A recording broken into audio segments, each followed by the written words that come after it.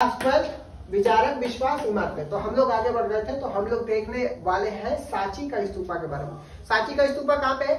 अमरावती और मध्य प्रदेश में। सांची का स्तूपा कहाँ पे? मध्य प्रदेश में। मध्य प्रदेश की राजधानी भोपाल है।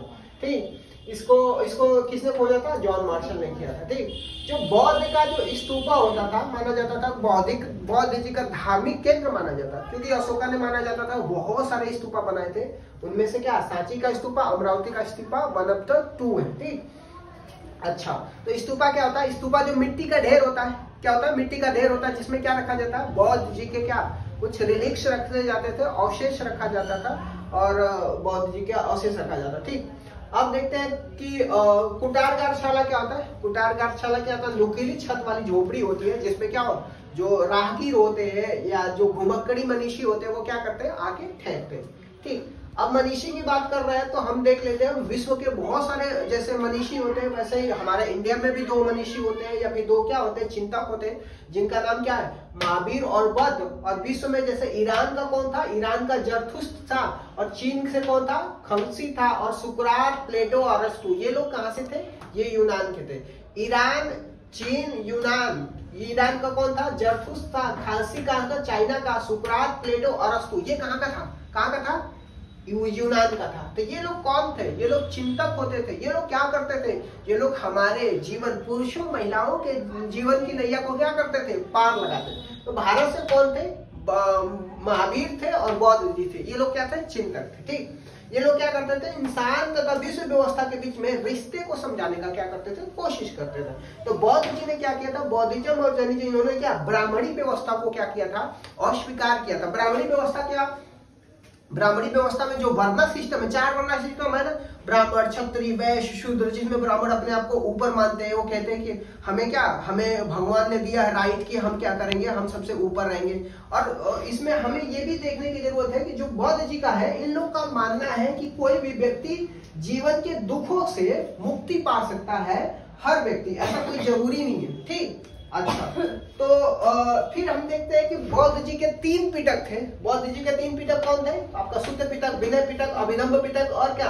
तो ये 3 पिटक। शुद्ध पिटक में क्या है? शुद्ध पिटक में शिक्षा के बारे में, बौद्ध के शिक्षा के बारे में कहाँ पे बताया गया? शुद्ध पिटक में। बौद्ध के नियम के बारे में कहाँ पे बताया गया? विनय पिटक में। बौद्ध के दर्शन के बारे में कहाँ बताया गया? अभिनव पिटक में बताया गया। ठीक, तो अभिनव पिटक हो गया, शुद्ध पिटक, विनय पिटक, ये क्या 3 टोकरी है बौद्धिज्म के बारे में। अच्छा, इसके बाद जो बौद्ध में बहुत सारे दार्शनिक और क्या भिक्षु आए थे, उनमें से एक चाइना का दार्शनिक था, उसका नाम क्या था? फाशियान था। चाइना का दार्शनिक का नाम क्या है? फाशियान। कौन सी सेंचुरी में आया था? 5th सेंचुरी में। कौन सी सेंचुरी में? 5th सेंचुरी में। फिर इसके बाद चाइना से एक भिक्षु आया था, उसका नाम क्या था? श्वेतसांग था। वो कौन सी सेंचुरी में आया था? 7th सेंचुरी में आया था। आई बात समझ में? तो ये हो गया। तो बौद्धिज्म को जो फैलाया जा रहा था, तो बौद्धिज्म केवल इंडिया या इंडियन सब कॉन्टिनेंट में नहीं फैला था, मतलब नहीं रह चुका था, वो दूसरे एरिया में, समुद्र से पार अलग अलग देशों तक फैला गया था, जिसमें आपको बौद्धिज्म चीन, कोरिया, जापान, साउथ कोरिया, और कहाँ पे? म्यांमार, मतलब सब म्यांमार देखो, म्यांमार हो गया, थाईलैंड हो गया, इंडोनेशिया हो गया, जहां तक क्या गया है तो बौद्ध फैला हुआ था।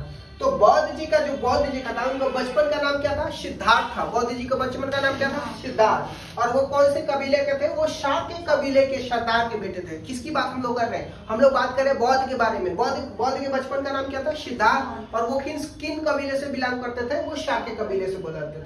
लेकिन उनको जीवन के 4 महान, मतलब कि जीवन की सारी खुशियों के बीच में रखा गया था, तो उनको उतना जीवन की रियलिटी के बारे में नहीं पता था। तो एक बार वो क्या करते हैं, अपने सारथी को कहते हैं कि हमें बाहर की दुनिया दिखाओ, और बाहर की दुनिया देखते हैं तो उनको पता चलता है कि एक बूढ़ा, एक बीमार, और एक सन्यासी और एक मृत व्यक्ति को देखते हैं, तो उनको पता चलता है कि बाहर बहुत ज्यादा दुख है, और सन्यासी को देख करके उनका जीवन क्या हो जाता है? चेंज हो जाता है। ठीक, और उन्होंने अपने जीवन सत्य की खोज में घर से छोड़ के निकल जाते हैं। अब देखते हैं यहाँ पे जैनिज्म के बारे में। तो जैनिज्म के 24वें जो तीर्थंकर थे, तो वो कौन थे? वो थे आपका महावीर स्वामी थे। कौन थे? महावीर स्वामी। इनका जन्म कब हुआ था?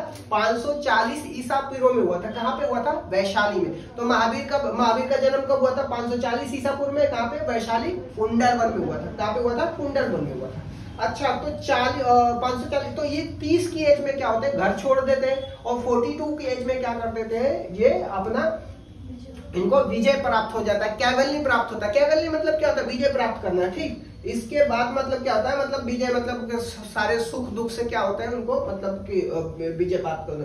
फिर 72 की एज में क्या हो जाता है, इनको पावा में क्या हो जाता है, इनका निधन हो जाता है। तो ये क्या है, ये आपका जैनिज्म के बारे में। तो जैनिज्म का मेन केंद्र बिंदु क्या था, तो मेन केंद्र बिंदु क्या है, मेन में कि हर व्यक्ति में क्या होता है, संपूर्ण विश्व में क्या है, जीवन हो, चाहे वो पत्थर हो, जल हो, चट्टान हो, सभी चीजों में क्या है, जीवन। तो इस वजह से हमें क्या करना चाहिए, हमें जीवों के प्रति क्या अहिंसा रखना चाहिए। ये क्या है, जैनिज्म का मेन केंद्र बिंदु है, ठीक। इंसान हो, जानवर हो, पेड़ पौधे, कीड़े मकोड़े, सबके प्रति हमें क्या रखना चाहिए, अहिंसा रखनी चाहिए। मतलब अहिंसा मतलब कि लड़ाई झगड़ा नहीं है, मारना पीटना नहीं किसी भी जानवर। अब जैन के 5 केंद्र, 5 जैन धर्म के 5 सिद्धांत की बात किया जाए तो पहला सिद्धांत किसका है, अहिंसा का। पहला ही सिद्धांत किसका है, अहिंसा का। दूसरा सिद्धांत क्या है, सत्य का। तीसरा सिद्धांत क्या, अस्तेय का। चौथा सिद्धांत क्या, अपरिग्रह का। पांचवा सिद्धांत क्या, ब्रह्मचर्य का। ये 5 सिद्धांत है। क्या सिद्धांत है, 5 सिद्धांत। पहला सिद्धांत क्या, अहिंसा, मतलब लड़ाई झगड़ा नहीं, जीवों को चोट नहीं पहुंचाना, किसी भी जीव को चोट नहीं पहुंचाना, चाहे वो पेड़ पौधे, कीड़े मकोड़े, जानवर, कोई भी हो। फिर क्या, सत्य, सत्य मतलब कभी भी झूठ नहीं बोलना, ठीक। अस्तेय, अस्तेय मतलब कभी चोरी नहीं करना। अपरिग्रह मतलब क्या होता है, संपत्ति का इकट्ठा नहीं करना, संपत्तियों का इकट्ठा नहीं करना, अपरिग्रह होता है। ब्रह्मचर्य मतलब क्या होता है, जीवन भर शादी नहीं करना, ठीक। तो ये चीज होता है। तो महापुरुष का मतलब क्या होता है, महापुरुष वो व्यक्ति होता है जो महिला और पुरुषों की जीवन का क्या करता है, नैया पार करता है, उसको क्या बोलते हैं, महापुरुष बोलते हैं। और कैसे होगा, त्याग और तपस्या से क्या कर सकते हैं, कर्म के चक्र से मुक्ति पा सकता है। अच्छा, तो जैनिज्म के अकॉर्डिंग, मतलब जैनिज्म के हिसाब से कोई व्यक्ति अगर त्याग करता है, तपस्या करता है, तो क्या करता है, जीवन चक्र से या कर्म चक्र से क्या कर सकता है, वो मुक्ति पा सकता है, ठीक। जैनिज्म को अलग अलग भाषाओं में फैलाया गया था, जिसमें कौन सी भाषाएं थी, प्राकृत है, तमिल है, संस्कृत है, इन सब चीजों में क्या किया जाता है, जैनिज्म को फैलाया जाता है, ठीक। अच्छा, तो इसके बाद क्या होता है कि जो ऋग्वेद में बहुत सारे देवताओं का वर्णन किया गया, जिसमें आपको देखने को मिला अग्नि हो गया, इंद्र हो गया, सोम हो गया, इन सब चीजों के देवताओं के क्या किया गया, वर्णन किया गया। ओके।